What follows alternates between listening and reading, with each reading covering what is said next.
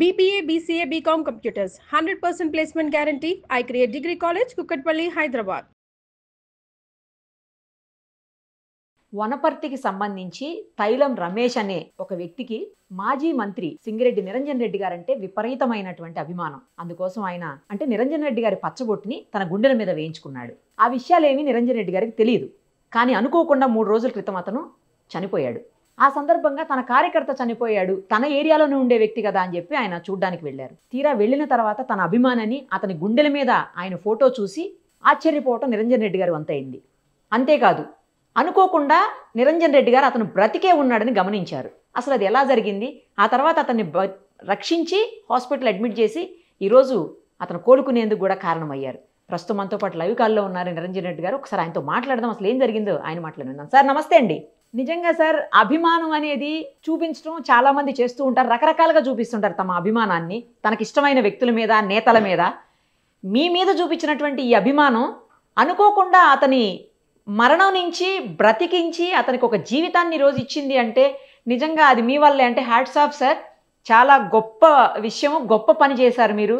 ఒక్కసారి అసలు ఏం జరిగింది, అతను ఎవరు, మీరు ఎలా చూశారు, ఎలా అతన్ని బ్రతికించారు, ఎలా కాపాడగలిగారు, అవన్నీ చెప్పండి సార్ మా కోసం. నమస్తే అమ్మా.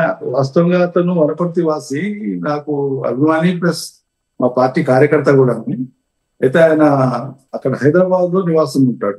అంటే మా పాలమూరు జిల్లా వాడు మీకు కూడా తెలుసు కదా, చాలా మంది వ్యక్తిగతం కోసం పోయి అక్కడ స్థిరపడేటువంటి వాళ్ళు ఉంటారు. సో ఈయన అక్కడికి పోయి అక్కడ మౌలాలి, కుకట్పల్లి ఆ ఏరియాలో పని చేసుకుంటూ బ్రతికేవాడు. వాళ్ళు సిస్టర్ వాళ్ళు చెప్పినారు నాకు, మొన్న వచ్చినాడు సార్ అని. ఇది సండే నాటి జరిగిన ఘటన ఇది. అయితే ఆయన ఉండేది హైదరాబాద్. తైలం రమేష్ అంటే హైదరాబాద్ ఉండే తైలం రమేష్ గానే నాకు ఎరుక. నాకు అభిమాని, నా కార్యకర్త అంతా ఓకే. నాకు ఫ్రీక్వెంట్ గా మంత్లీ వన్స్ ఆర్ ట్వైస్ కలుస్తా ఉంటాడు హైదరాబాద్ లో కూడా. అయితే సండే రోజు జరిగింది ఏంటంటే, నాకు ఉదయం 10-11 గంటల మధ్యలో ఒక 2 ఫోన్ కాల్స్ వచ్చినాయి. పీర్లగుట్ట అనే ఒక ఏరియా ఉంటది మా టౌన్ లో, డిస్ట్రిక్ట్ హెడ్ క్వార్టర్ లో. అక్కడ డబుల్ బెడ్రూమ్స్ కాలనీ ఉంటది ఒకటి. అక్కడ నివాసం ఉండేటువంటి వాళ్ళలో ఒక ఆయన రమేష్ అనేటువంటి ఆయన, తైలం రమేష్ అనే పేరు, చనిపోయిండు. ఇక్కడ వాళ్ళ బంధువులు ఎవరు కనిపిస్తలేరు, ఎవరు పక్క వాళ్ళు వీళ్ళు సహకరిస్తున్నారు, మీరు ఒకసారి వచ్చి చూసుకోండి సార్ అని చెప్పినారు. నేను ఈ రమేష్ అనేటువంటిది నా మైండ్ లో లేదు. ఎందుకంటే ఈయన హైదరాబాద్ ఉంటాడు కాబట్టి ఇక్కడ ఇంకెవరైనా ఆ డబుల్ బెడ్రూమ్ ఏరియాలో ఇంకెవరైనా ఆ పేరు గల వాళ్ళు ఉంటారని నేను అనుకున్నాను. సో ముందు నేను పని ఒత్తిడి వల్ల మా పట్టణ నాయకులకు వాళ్ళకు మీరు వెళ్ళిపోయారండి, ఇట్లా సందర్శించరండి అని చెప్పినాను. మళ్ళీ నేను కార్యక్రమాల నుండి దాదాపు 2 గంటల సమయం అయింది. అప్పటికి ఆ లొకాలిటీలో ఉండేటువంటి ఒక మా పార్టీ కార్యకర్త వచ్చి, మీరు ఖచ్చితంగా రావాల్సిందే, మీరే సందర్శించాలి, మీరే ఆ కుటుంబానికి సానుభూతి చెప్పాలి, వాళ్ళు మీకోసమే ఆపినారు, అన్ని ఏర్పాట్లు చేసుకున్నారు దాన సంస్కారాలకి, మీకోసం ఆపినారు, మీరు రావాలి సార్ అని చెప్పి అతను కొంచెం కటుగానే అడిగినాడు.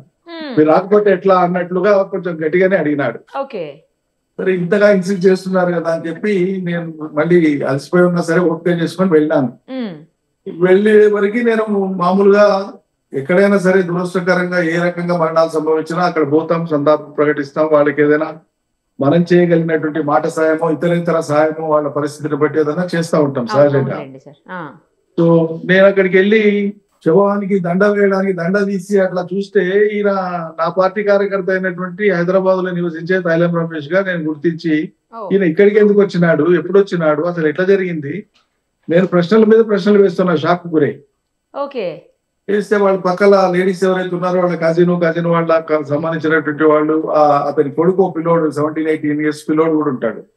వాళ్ళందరినీ ప్రశ్నలు వేస్తా ఉంటే వాళ్ళు దుఃఖంలో ఉన్నారు, బాధలో ఉన్నారు, ఏడుస్తున్నారు. వాళ్ళు ఏదో చెప్తున్నారు, టిఫిన్ చేసినాడు, ఆ తర్వాత అలసట వచ్చి పడుకున్నాడు, మళ్ళీ లేవలేదు, చాలా ప్రయత్నం చేసినాము లేవలేదు, డాక్టర్ దగ్గర తీసుకెళ్తే లేడు, కాలం పైన చెప్పినారు, అందుకే మేము తీసుకొచ్చినాము అని చెప్తున్నారు. ఈ సంభాషణ జరిగేటువంటి ఆ 3-4 నిమిషాల లోపే నాతో పాటు వచ్చినటువంటి మా ఇంకో నాయకుడు మండల నరసింహ అని శ్రీనివాసపురం పక్కనే ఉండే వనపర్తి మున్సిపాలిటీలోనే ఒక గ్రామం అది. అతను నాతో పాటు ఉన్నాడు. అతను తదేకంగా శవాన్ని చూసి ఆయన గమనించి, ఈ ఉదర భాగం అయితే పొట్ట భాగం ఉంటుందో పైన కదులుతా ఉంది. సో మనిషి ఊపిరి తీసుకుంటే ఎట్లయితే మనకు ఆ కదలిక కనిపిస్తుందో ఆ కదలిక ఉంది, కానీ తక్కువ మోతాదులో ఉంది. చాలా సూక్ష్మంగా పరిశీలిస్తే తప్ప అర్థం కాదు. సో అతను సూక్ష్మ పరిశీలనతో, సార్ మీరు ఒకసారి గమనించండి, కదులుతా ఉంది, పుట్ట కదులుతా ఉంది అంటే నేను చూస్తానంటే కదులుతా ఉంది నిజంగానే. నేను వెంబడే మీరు దండలు తీసేయండి అని దండలు తీసేపించి ఆ గది చిన్న గది డబుల్ బెడ్రూమ్ లో గది, ఆ గదిలో వాళ్ళంతా ఉన్నారు. నేను చాలా గట్టిగా కేకలు వేసిన, రమేష్ రమేష్ రమేష్ అని 5-6 సార్లు గట్టిగా, చాలా గట్టిగా కేకలు వేసిన. అతనికి ఎట్లా వినిపించిందో ఏంటో తెలియదు. అక్కడే అద్భుతం జరిగింది. కళ్ళు తెరవలేదు కానీ కళ్ళు మూసుకున్నా కనుగుడ్లు లోపల ఆడిస్తే మనకు తెలిసిపోతుంది. కరెక్ట్ సార్, అటు ఇటు తిరిగితే తెలుస్తుంది. ఎస్. సో కళ్ళు కదిలించింది, నాకు స్పష్టంగా అర్థమైంది. నేను అన్నాను ఇతను బ్రతికున్నాడు, మీకు చనిపోయిందని మీరు భ్రమపడ్డారో పొరపడ్డారో జరిగింది, తక్షణం ఆసుపత్రికి తరలిద్దాం, ఇతను బ్రతికే ఉన్నాడు అని చెప్పి నేను వాళ్ళని ఇన్సిస్ట్ చేసి ఇమీడియట్ గా అంబులెన్స్ కాల్ చేసి మా వాళ్ళని వెంబడి పెట్టి హాస్పిటల్ పంపించేసినాను. హాస్పిటల్కి వెళ్ళినాక ఒక 2 hours తర్వాత అతను అపస్మారక స్థితి నుంచి బయటకు వచ్చినాడు. మొదటిసారి 2 hours తర్వాత పక్కన ఉండేటువంటి అటెండెంట్ నాకు ఫోన్ లో మాట్లాడిపించినాడు. ఆ తర్వాత మళ్ళీ ఒక 2 hours కి పర్ఫెక్ట్ గా మాట్లాడినాడు. అక్కడ డాక్టర్స్ ఎటుకైనా మంచిది అని చెప్పి పరీక్ష చేసిన వాళ్ళు ఒకసారి ఒక 40-45 రోజుల క్రితం స్టెంట్ వేయించుకున్నాడు గుండెకి. కొంత ఆయనకు మెరుగైన వైద్యం అవసరం కాబట్టి ఇక్కడ వీలు కాదు, హైదరాబాద్ పంపిద్దాం సార్ నిమ్స్ కంటే, అట్లే నిమ్స్ కి రెఫర్ చేయండి అని నిమ్స్ అధికారులతో కూడా మాట్లాడి కోఆర్డినేట్ చేసి ఇతను ఎలాగానే అక్కడ వాళ్ళు అడ్మిట్ చేసుకొని ట్రీట్మెంట్ చేసేటట్టు కోఆర్డినేట్ చేసినాము. ఫార్చునేట్లీ నిమ్స్ లో మంచి ట్రీట్మెంట్ అయింది. నిన్న నైటే డిశ్చార్జ్ చేస్తామన్నారు. మళ్ళీ ఎందుకైనా మంచిది ఒక నైట్ పెట్టుకొని వాళ్ళు మార్నింగ్ డిశ్చార్జ్ చేస్తామన్నారు. ఇప్పుడు ఆయన డిశ్చార్జ్ కోసమే నేను వనపర్తి నుంచి బయలుదేరుతున్నాను. ఈ లోపల సూపర్ సార్, రియల్లీ గ్రేట్. అసలు మీరు మానవ మాత్రుడిగా నా ప్రయత్నం చేసిన ఆయన అదృష్టవంతుడు, ఆయన చిరంజీవి చెప్పాలంటే. ఏమో సార్, మీరంటే అభిమానం కాబట్టి మీ మీద ఉన్నటువంటి ప్రేమతో మీ గొంతు వినేసరికి అతను ఏమన్నా మరి చాలా సార్లు అలా జరుగుతుంటాయి సార్, కొన్ని సంఘటనలు మనం అరుదుగా వింటుంటాం. కాదు సార్, మీరు చూసేసరికి అతన్ని చనిపోయాడు అని చెప్పి డిక్లేర్ చేసుకొని వాళ్ళు డిసైడ్ అయ్యి పడుకోబెట్టింది ఎంత అయింది సార్? అప్పటికి ఎన్ని గంటలు ఎంత టైం అయి ఉండొచ్చు? నేను వెళ్ళేటప్పటికి అప్పటికి 2:30-3 గంటలు అయింది సుమారు. ఎందుకంటే వాళ్ళు 10 గంటల తర్వాత నాకు కాల్ చేసినారు. ఓకే, అంటే అంతకు ముందే ఒక 1/2 hour 40 minutes బిఫోర్ అయిందేమో తెలియదు. బహుశా 4 hours అయి ఉంటుంది. అప్పటికి గ్రేట్ సార్. అసలు వెళ్ళేప్పటికి దాదాపు 4 hours అయి ఉంటుంది.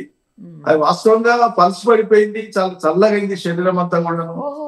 ఎవరు చూసినా మనిషి లేడనిపించేటువంటి పరిస్థితే కనిపిస్తుంది అక్కడ. పాపం వాళ్ళు కుటుంబ సభ్యులు వాళ్ళు కూడా నేను ఒకసారి బ్రతికే ఉన్నాడు మీరు అట్లెట్లా చేసిన కొంచెం గట్టిగా గల్మాయించి కోపడితే వాళ్ళు పాపం గిల్టీగా ఫీల్ అవుతున్నారు. అయ్యో మేము మా అజాగ్రత్త వల్ల నిజంగానే నిరుప్రాణం పోతుండేమో అంత్యక్రియలకి వెళ్ళింటే కనుక అని చెప్పి వాళ్ళు షాక్ గురైనారు. సరే, మొత్తానికి సుఖాంతమైంది, అది చాలా సంతోషం. దీని నుంచి మనం నేర్చుకోవాల్సింది ఏంటంటే సహజ మరణమైనా సరే డాక్టర్స్ అక్కడ ఉండేటువంటి వాళ్ళు నైపుణ్యం ఉండేటువంటి వాళ్ళు డిక్లేర్ చేసేదాకా ఓపిక పట్టడం ఎప్పుడైనా మంచిది అనేటువంటిది నా అభిప్రాయం. ఏమో సార్, నాకైతే గుండెల మీద మీ రూపాన్ని ప్రతిరూపించుకున్నాడు కదా, అక్కడ ప్రతిష్ఠించుకున్నాడు కదా, మేబీ ఆ రూపమే ఆయన్ని కాపాడింది. ఆ రూపం ఎదురుగుండా వచ్చేసరికి దేవుడు మీ రూపంలో వచ్చి కాపాడినట్లు అయిందేమో అనిపించింది సార్ నాకైతే. మా సగటు మనుషులో మానవ మాత్రం మనకి శక్తి ఉన్న మేరకు ఆలోచన మేరకు ఆ టైంలో మనం విచక్షణ పనిచేసిన మేరకు పనిచేస్తాము, మిగతాదా అదృష్టంగా భావించాలి. గ్రేట్ సార్, రియల్లీ నాకైతే చాలా బాగా అనిపించింది. న్యూస్ చూసిన వెంటనే మీకు కాల్ చేసి మీతో మాట్లాడాలని కాల్ చేసినాము. మీరు కూడా వెంటనే స్పందించి లైవ్లోకి వచ్చారు. Thank you sir. అతని మీద మీరు చూపించే అభిమానం ఎప్పటికీ ఇలాగే ఉంచండి. అతను ఎప్పటికీ కూడా అలా హ్యాపీగా ఆరోగ్యంగా ఉండాలని ఉంటాడని ఆశిస్తున్నాం సార్ మేము కూడా. Thank you sir.